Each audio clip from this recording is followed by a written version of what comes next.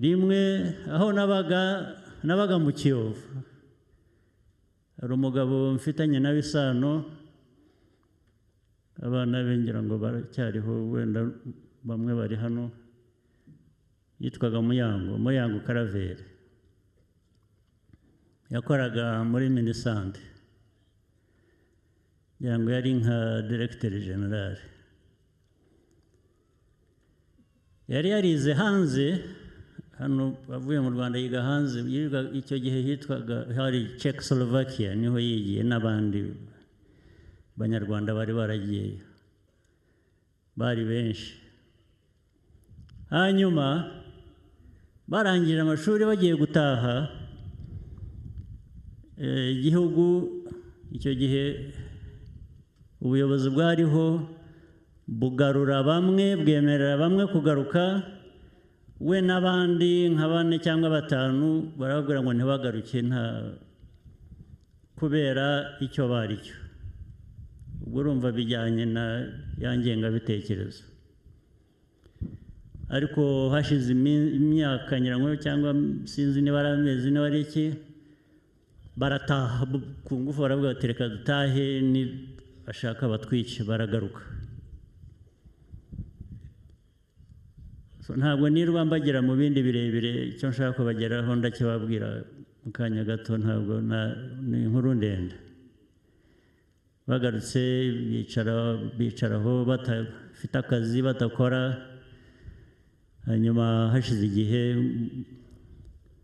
ndetse umwe cyangwa 2 muri abo baza kwicwa barasigara ariko hanyuma hashize igihe bamuha akazi muri Minisiteri ya Sante ubwo najyaga nza rero kenshi niho nabaga mu rugo we yaratuye mu Kiyovu hafi n'ahantu hahoze embassy ya Zaire ndetse hari na State House aho nabaga mu nzu ya leta hariya mu Kiyovu ibyo navugaga rero burya najyaga umujyi hafi wose nari nkuzi najyaga ngugenda n'amaguru iyo nabaga naje hano rimwe rero nza kuva aho kwa Muyango ngenda n'amaguru ndaza ngera aho hari embassy y'Abanyekongo icyo gihe yabaga iriho ibendera ryaho Zaire embassy haruguru yaho hari amazu y'Ababiligi ngira ngo n'abadiplomate cyangwa n'abandi bahabaga hanyuma rero na hariya mu Kiyovu aho Habyarimana ngira ngo yabaga cyangwa sinzababagamo nza kuhanyura rero n'amaguru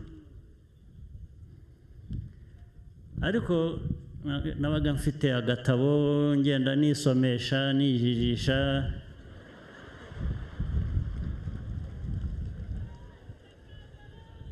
nza kuhanyura mva kuri aho ku embassy ndazamuka ngana aho Ababiligi bari batuye haruguru usa n'ugana kuri Plateau umujandarume wari uharinze kuri urwo ruhande babaga barinze impande ebyiri hari urwo ruhande n'urundi hirya ati yewe sha ndamwihorera nirebe noneho bituma nsoma kurusha uko ngoma ngenda ati yewe ati wowe ati we ndabanza ndamwihorera ngiye kumva numva yari yambaye bute iz'abasirikare zirimo ibyuma hasi ngira ngo numva arambuka umuhanda aza nsanga arangira ati we shati niwe mbwira noneho ndahindukira ndamureba ntigewe wavugaga ati ngwino hano ngira nsa n'utabyumvise ndavuduka ndiruka arankurikira aranyirukankana ariko ntabwo yamenye aho nyuze ndiruka ndamusiga ndagenda ndazunguruka, hari ahantu ngira ngo hari, niba n'icyo gihe hari embassy y'Abafaransa muri icyo gice. Ndagenda ndazunguruka ndakwepa, ndagenda ninjira mu nzu kwa Muyango Karaveri njya, nta nubwo nigeze mbabwira ibyambayeho.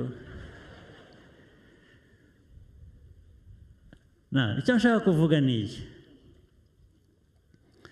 Ubwo byabaye 77 cyangwa 78. Hanyuma karabaye naje kwisanga ntuye muri iyo nzu.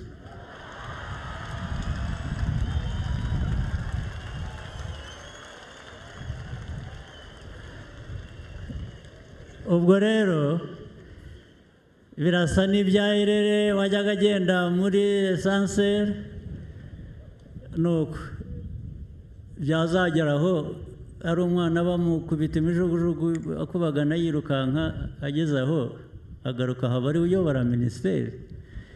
Ntiwumva ko ibintu byikora rero.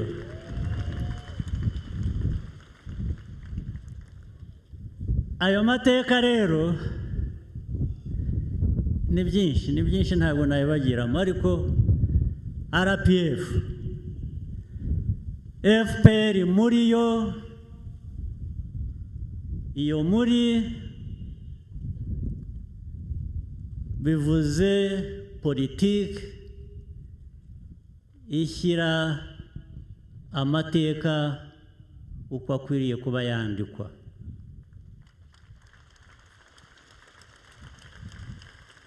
FPR yaharaniye ukuri kw'Abanyarwanda,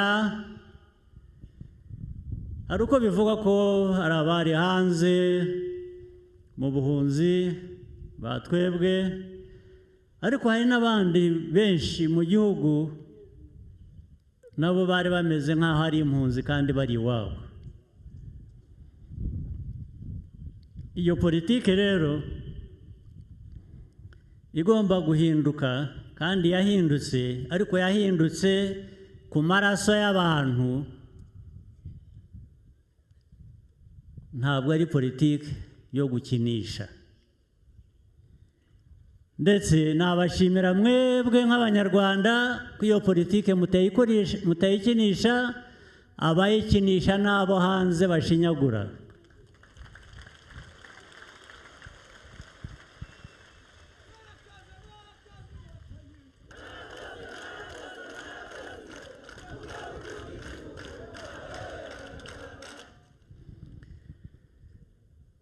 Muri ibyo byose rero,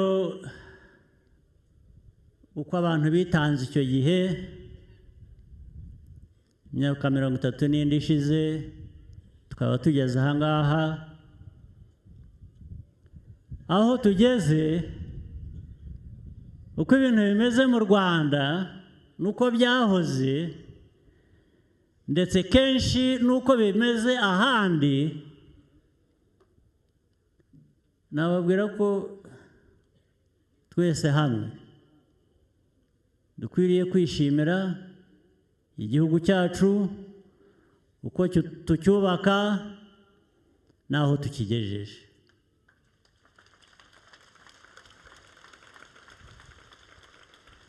Ndetse tubikora ku buryo bwa bundi tujya tuvuga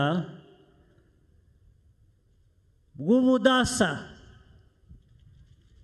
Abanyarwanda dufite ubudasa, n'abandi bafite ubwabo, njye ndavuga ubwacu.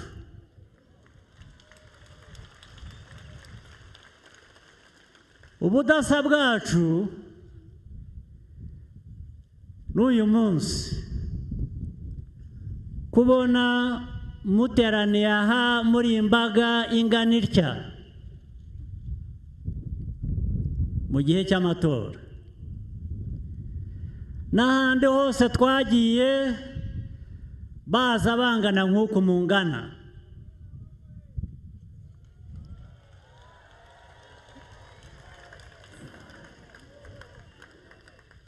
ubundi ibimenyerewe ahandi bafite ubudasa bwabo, igihe nk'iki abantu umwiryane uba ari wose, ndetse uwo mwiryane abantu baragiye bawuhindura ko ariwo demokarasi, ngo demokarasi ni amashyaka menshi, ni amashyaka ahangana, ni amashyaka arwana, ndetse na kiriya gihe amashyaka yakoze gutsemba abanyarwanda, yakoze genocide,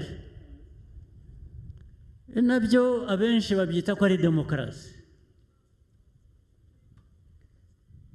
niko bizwi ku isi, bavuga ko ni demokarasi. Abantu bari barakaye,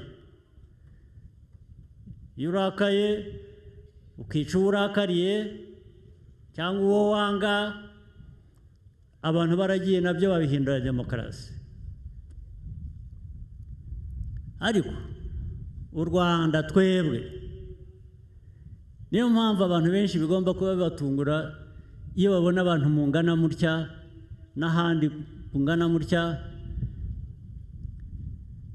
Tuvuga FPR, ni ukuvuga ngo ariko tuvuga FPR, tuvuga naho dufatanije bandi mashyaka, ariko abantu bakavuga ngo FPR ifite igitugu kuba ikurikiwe n'abantu bangana gutya. Niba ari icyo gitugu, niba ari icyo igitugu, ntabwo nabyicuza jewe.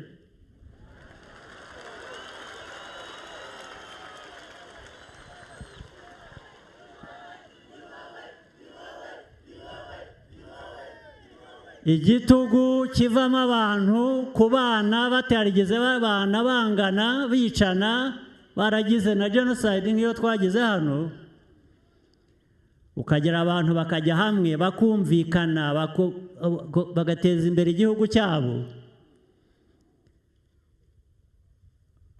Wabaha uburyo bwo kugira ngo bahitemo, bakore amatora ya politike bashaka, y'abayobozi bashaka, ukavuga ngo ni igitugu kubera ko ari budasa n'ubwawe. Ibyo nabwira ko mu mateka u Rwanda rwandika n'ibyo birimo.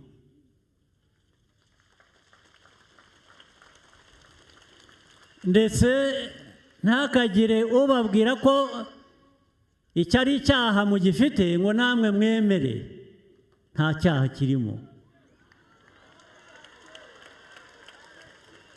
ni ubudasa, ni ubumwe bw'Abanyarwanda aho butigeze buba.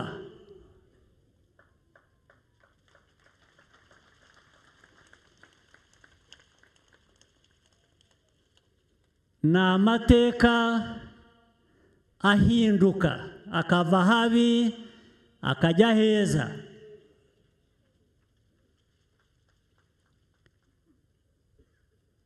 Ibyo rero birirwa badukoronga, gukoronga murabizi,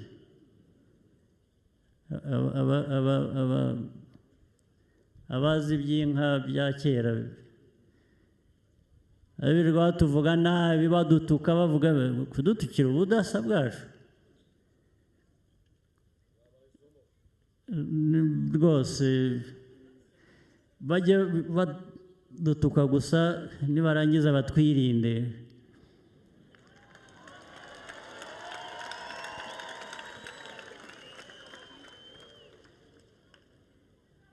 Igihugu gishyize hamwe, igihugu kidasiga umuntu uwo ari we wese inyuma, politike imeze ityo nta kwisa, niyo dukwiriye kugira, niyo yonyine ndetse yakubaka igihugu cyacu ikakivanaho cyari kiri ikaba ikigejeje aho umuntu ahora azi ngo ejo hazaza hazaba haruta umunsi washize.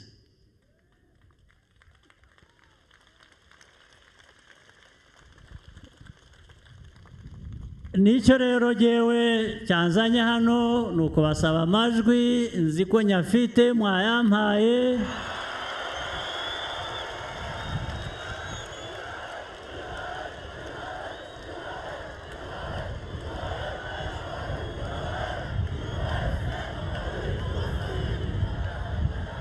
Jye ntabwo naje kubasaba, naje kubashimira.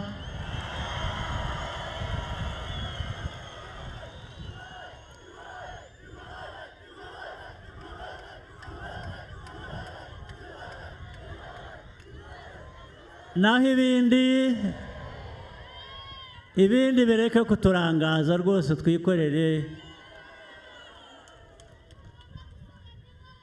twikorere ibitureba.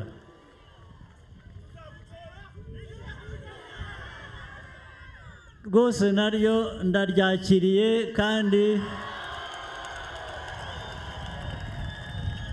kandi nzi ko hari abatarimenyereye.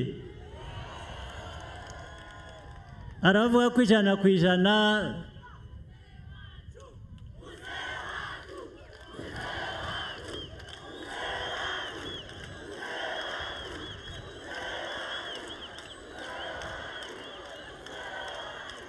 arabazi ko ijana ku ijana abarigize igitutsi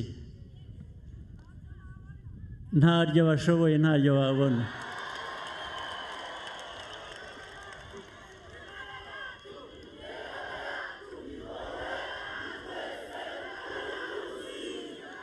Ariko rya jana ku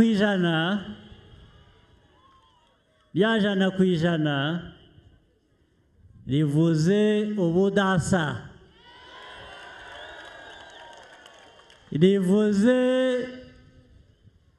politike yahindutse ikava mu macakubiri, ikava mu bwicanyi, ikajya mu kubaka igihugu, abanyarwanda bakaba bari hamwe.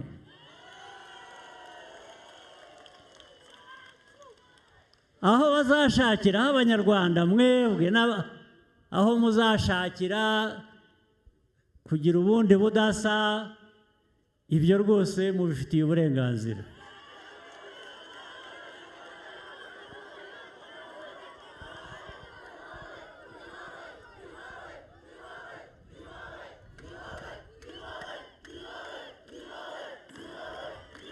Nagira ngo rero ndangize nshimira imitwe ya politiki dufatanije, bari hano abayobozi bayo.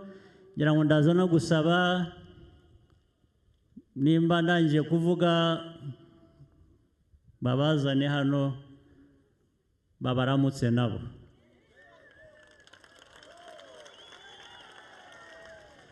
Ndarangiriza, ni byinshi nasezeranye, ariko ndashaka gusezeranya ikintu kimwe gusa cyihuse, kandi nifuza ko kizihuta. Hari umuhanda twajemo,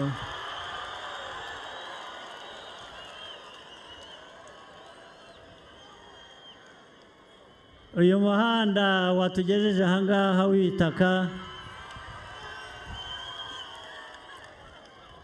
uraza guhinduka kaburimbo vuba byanze bikunze.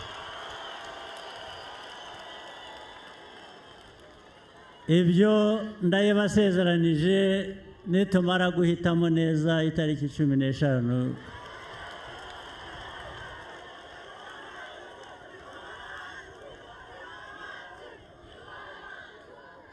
Ibyabagezeho ni byinshi byavuzwe, ibigomba kubagezwaho bindi ni byinshi kurusha, biri imbere, ariko nabyo tuzabikora. Maze rero bantu ba Gasabo, mutunge mutunganirwe mugire amahoro y'Imana mwakoze cyane.